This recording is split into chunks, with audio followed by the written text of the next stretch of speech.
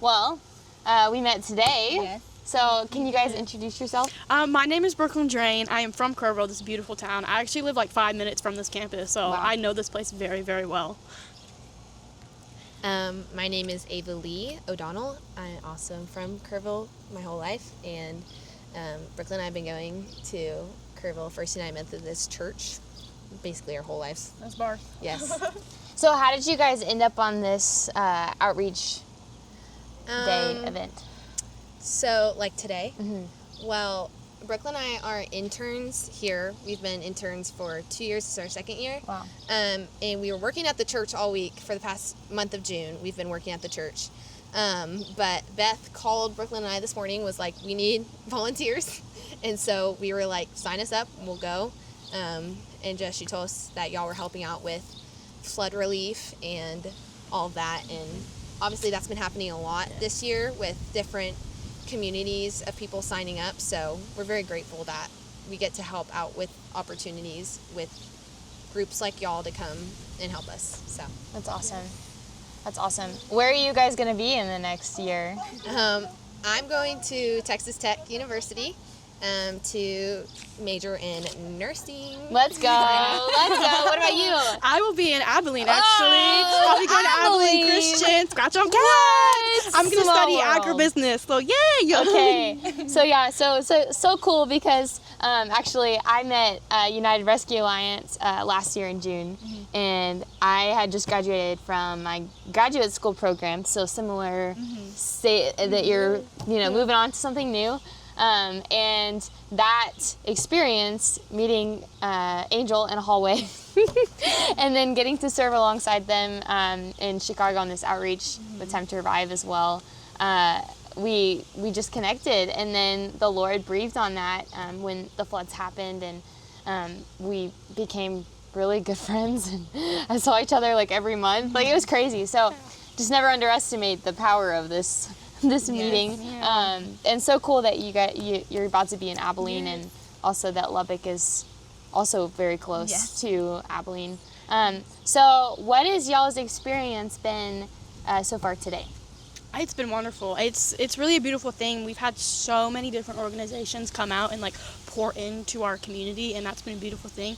And especially like driving so far. I mean, y'all didn't have to pack up and drive all the way down to little Kerrville, Texas to come help, but get to see so many people that are full of Christ and that want to help us. And that's such a beautiful thing. And I can say it for the entirety of Kirk County. I mean, we're forever grateful for that. I would say that it, like Brooklyn said, it is a beautiful thing that y'all are coming, especially since it's about to be the anniversary of the flood, so it's becoming a lot more heavy. I mean, it's always been heavy, but just the reminders and the memories, like everybody knew somebody in Kerrville, and so just seeing y'all getting to pray with these people and seeing the emotion from them, sorry. Oh, no, it's okay. And just getting to like give back to us Yes. after everything that's happened it is an incredible thing, because it's been like really hard and difficult, but also an amazing thing to see every type of group and community reach out to us, because like we are really tiny town in Texas, and just to get to see even like people out of state, and y'all come from Abilene and drive in and spend the night and then go back to Abilene today, it's just been like incredible. Wow. So you said everybody has somebody that they know, and so I could tell that there was some emotion for you. How has the healing process been for you, and is being able to volunteer and serve helping you? I'd love to hear more about that. Well, I live on a hill, so I went to sleep, and then I woke up, and my dad told me, because my mom's a pastor at First United Methodist Church, so she was already there she was already helping with, she was gone like all week. Wow. And was with some of the victims' family members, working with them. And, you, like I said, people, like the Zunkers at Tybee, all of the people at Mystic, the Eastlands. It's like, these people, and it's just really like heartbreaking, and also just hearing outsiders' opinions and stuff when we're also, I feel like, tight-knit. And so just getting to, I feel like with volunteering, and also because we were here last year, and so we had that week off, but then the next week Beth was like, we're going to be helping out with the flood relief helpers, like EMT and first responders, because they were staying here in these cabins. And so we were washing sheets. We got a whole bunch of new things donated to us that we got to give to people.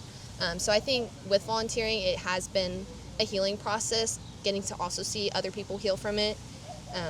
So yeah, that's what I would say. But. I would say similar to Averly. I mean, I went to school more in the West Kerr area, which is where a lot of destruction happened. And just in that moment, knowing, like, so many of my classmates were from areas that were affected, and it was that fear of not knowing, and you were worried. Wow. But when Miss Beth texted us, she texted us the day after it happened, and she said, hey guys, we're going to take a week off, but on next Monday, like, we're going to be here. Our roles are going to change, but we're going to be at it. And I think it was having that comfort of knowing that we could help make a small difference. Like, we weren't just helpless. We didn't have not anything to do, and it was just watching, not just us, but our community, like, they wanted to help, and they wanted to bring people together. My parents own a company, and they were having donations come in left and right. Like, everywhere you turned, someone was doing something, whether it was big or small. It was just a beautiful thing to watch. We were coming together with this grief, and we were making it something out of nothing. Like, little Kerrville, like, no one knows where it is. You tell someone you're from Kerrville, they're like, sure. But now it's like, you know, and you're proud to be from Kerrville, because there's wonderful people here who, they have helped us navigate through this grief, and they're not going to let anyone walk through it alone, ever. Wow.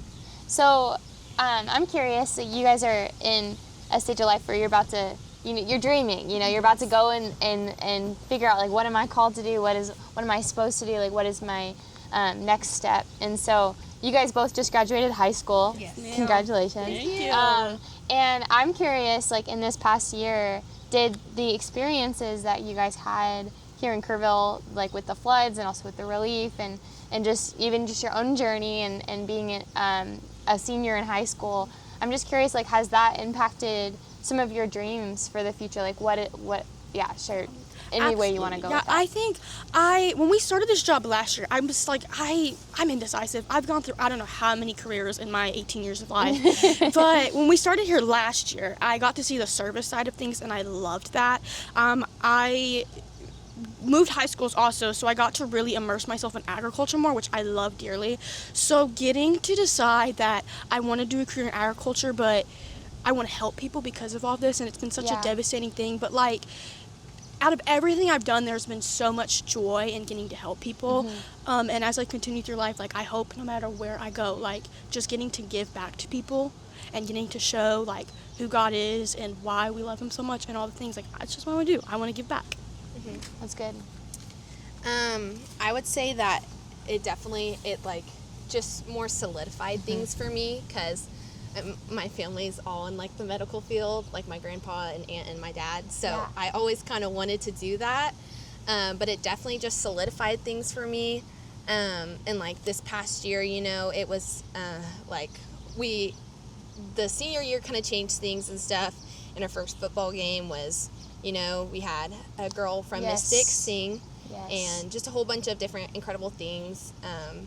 And I think it did solidify me, because, like Brooklyn said, it was such a heartbreaking thing, but there was so much joy because you saw the whole community step up and join together to, like, heal. So, I mean, I would agree that it. And what kind of nurse do you want to be?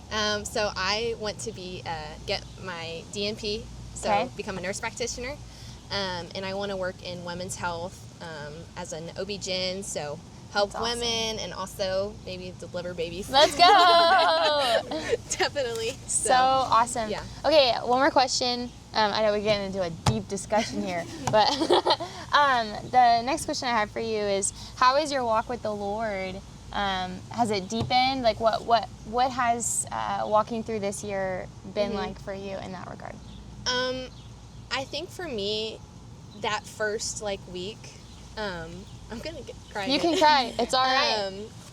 It kind of made me, like, question a little bit, just, like, all these amazing people that we lost.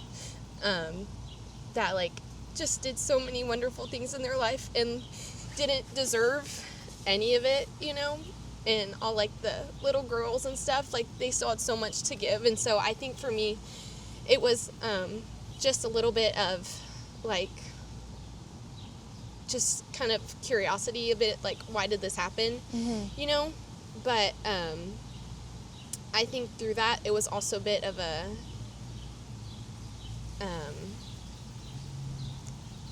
healing. I don't know, like I've been going to campaigners this year. I've been going to campaigners, my little Bible study group, since 6th grade, and just this year I've been with the same group of girls since 6th grade, and our leader is Mandy. She's our librarian, and it was kind of this year different because we all got to talk about that. And I remember one of the things we got to talk about was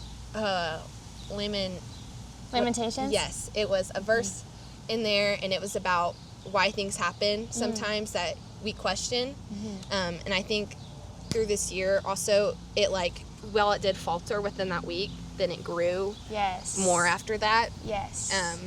And so I would say that at first it like raised a couple flags, but then it just like more strengthened it. So yeah, that's what I would say for me. Yeah, that's so beautiful. I sometimes, you know, when we walk through really hard things, it allows us to be honest, and it brings honesty in our heart. And when we can be honest with how we feel, like the Lord's not scared of that. You see that through the Psalms. He's not scared of our honesty. Like, Lord, I don't like this. I don't want this to be this way. And when we can be honest, then He meets us with His love, and He heals that place. So that's really beautiful, as you were saying. I agree with Avery wholeheartedly. When it first happened, there was so much shock behind it. Like, it didn't feel real, I think, the first couple of days. I mean, like, things kept on coming out, and we were just like, there's no way. Like, that cannot be happening. As time progressed, I think at first it was confusion. I don't think any other emotion, like, because my faith, I mean, I've always had a solid faith. I grew up in church. My mom worked in the church forever. I didn't really question things. And as the months progressed, we kind of talked about this before, there was a lot of anger, because social media comes into play, and they will take and they will twist, and people will come out that are so, they don't know. And they're going to take and they're going to do what they want with that. And we all kind of got angry. And it was, you start to ask God, well, why are you doing this? I don't understand why you would take such a beautiful community and you would put us in this situation, and you would ruin families' lives, and you would take away and you would destroy. But when you sit down and think with it, I mean, Avery's mom is a pastor, and like our church has such a wonderful foundation of that. Like they do not, I've said this a million times, but they don't let you walk alone. And when you are confused and you're questioning, they are right there.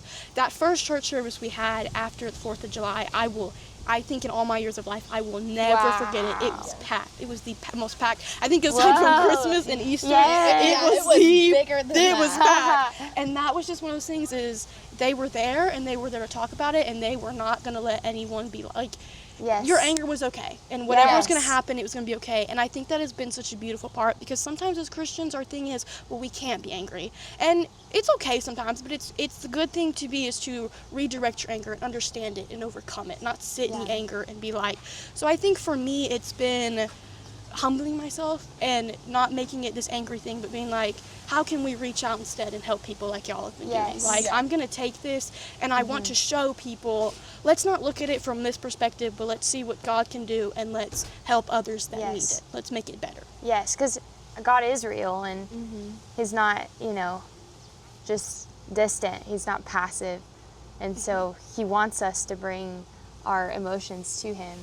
And when we can bring our emotions to Him, then He meets us in that place. And then He's like, that's not my character, like He meets us, but He's not like, how dare you say I'm this, He comes and He meets us, and He's like, that's not my character, I love you.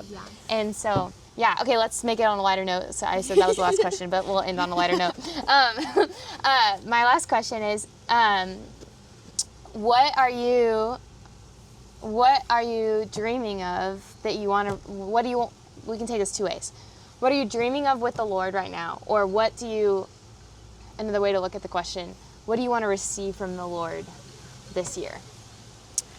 I think I've already seen Him working. I had a really, really, I wouldn't say rough, but it was a long college journey of like figuring out where I was going to go.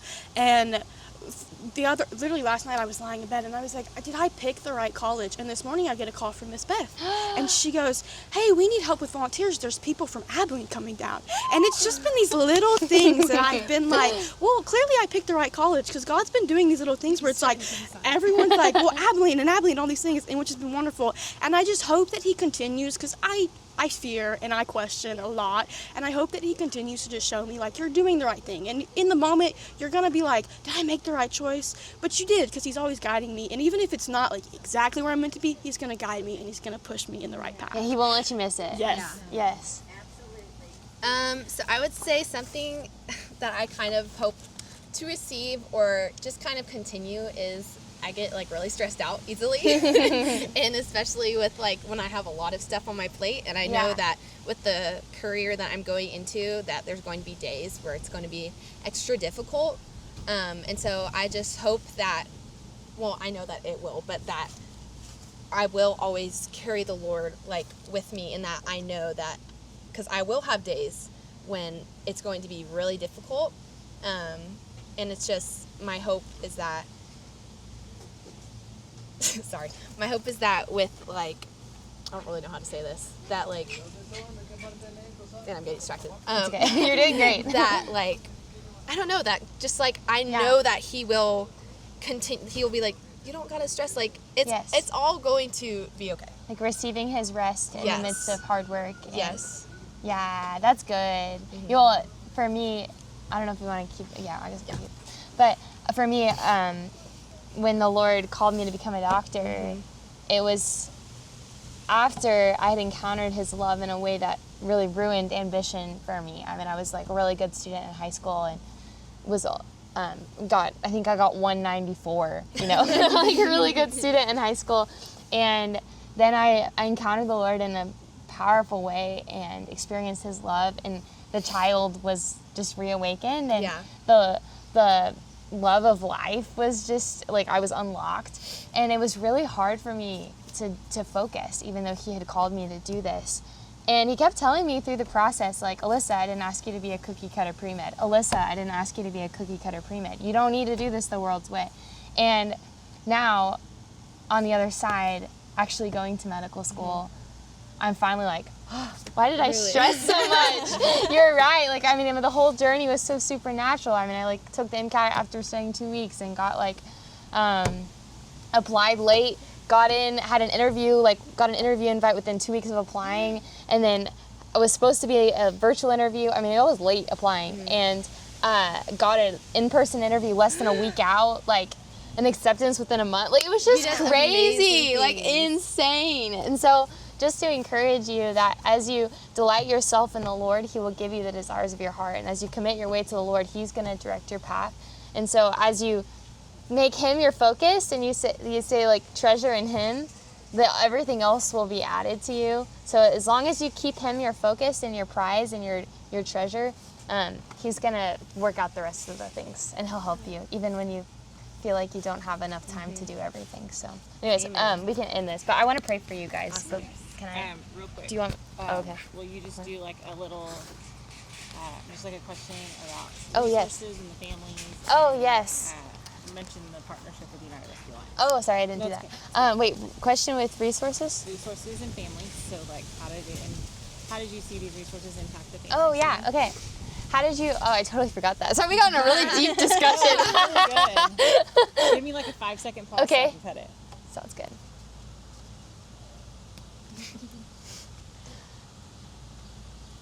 Okay, so have you seen the resources today impact families? Well, I mean, just seeing them like walk in, and just like the immediate, like, you'll have a table of people that are so inviting and welcoming, and then, you know, just seeing like the big bags of stuff that they'll get, and like I already heard like side chatters of can't wait to open and see what they are getting. And then another lady with was it a weed eater? Mm-hmm. She was excited. She was like, my husband's gonna love this, you know. And so I think it was just they were very excited and almost like overwhelmed, because also then once then they go and pray, and I saw every single one of them cry, you know. And so I think it was such a burden kind of lifted off their shoulders because these people lost a lot. Like one of my friends lost everything, you know, and I'm sure Brooklyn knows people that lost everything, you know. And so just seeing like snippets of just a group of people coming in and just knowing that the effect is going to be so much more long lasting than like just how it was today, and like it's going to help them so much. So yeah, That's beautiful. Like I say, I was with Abelie because she knows exactly what to say.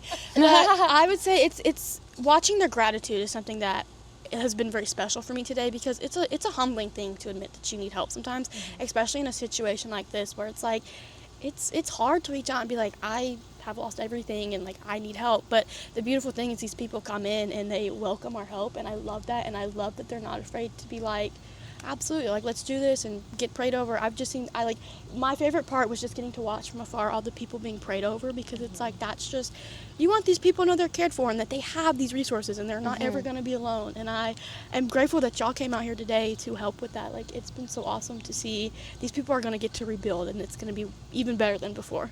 Praise God. So good. So good. We just wanted to say thank you to all of our partners out there, Good 360, and those that are part of the United Rescue Alliance family. Thank you for investing in us so that we can, in championing this movement, so that we can continue to do this awesome work. We love you.